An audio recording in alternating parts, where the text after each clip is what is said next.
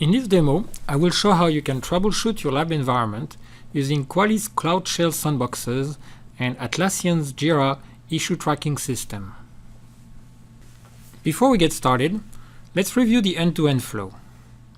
We'll take an example of an end user who needs to reserve some lab equipment to perform some testing of a new architecture. The user selects the corresponding blueprint in the CloudShell self-service catalog and deploys a sandbox. The built-in health check orchestration runs and detects a faulty device. At this time, the user terminates the sandbox. This triggers an automation that removes the device from the user domain and opens a ticket in Jira. In the next phase, the ticket is assigned to a support engineer who logs on to the Jira UI and starts working on the issue. From a simple action button in Jira, he can directly open a CloudShell sandbox with the faulty device and access its console to troubleshoot the problem. Once the problem is solved, the support engineer closes the ticket, which automatically triggers the device to be returned to the CloudShell user domain. Let's now move on to the demo. First, I will log on as an end user to Quali's CloudShell self-service portal. We can see the main catalog of blueprints available for my domain, grouped in categories and based on my user permissions. Let's select the Jira blueprint. This is the main canvas of what we call a blueprint.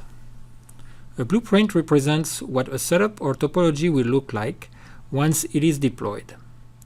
At this point, it is just a template that models all my resources and their connectivity.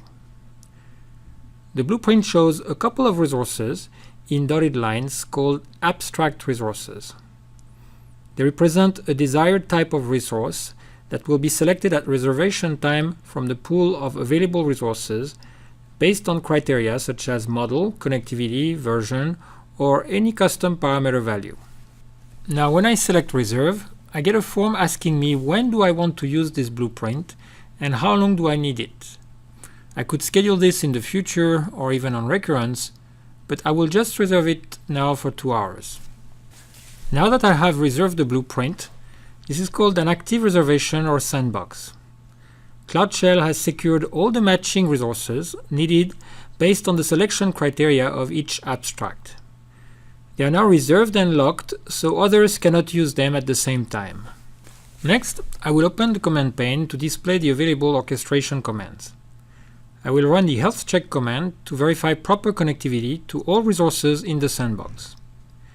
I'm manually running these steps to show the orchestration capabilities, but of course it could also be included in the setup automation that would run at reservation time. We can see that one of the devices, DUT2, failed the health check, and the user gets a pop-up error message about it. I can also see that information from the live status icon on the device displaying the reason of the error on mouse hover. I will now end the reservation. You will see it will automatically run the teardown orchestration. This will remove the faulty device out of the current user domains. That way, it will not be available for selection by other reservations. It will also create automatically a support ticket in Jira with the faulty device information. Next, I will take the role of a support engineer with a sign of troubleshooting the issue. I will first check my ticket queue in the Jira project space. You can see that a new ticket has been created in the queue, reported by CloudShell for device DUT2. I open this ticket and see all the details related to the issue, automatically collected by the health check script in the initial phase. Next, I would like to troubleshoot the device and access its console port. To do that, I can just use the single-click Jira action button in the menu, open in Quali CloudShell. This action automatically creates a CloudShell sandbox with a DUT2 device in it. I can access the sandbox by just clicking on the link. Once in the CloudShell sandbox, I can then use the built-in console shortcut on the resource to directly access the command line and troubleshoot the device.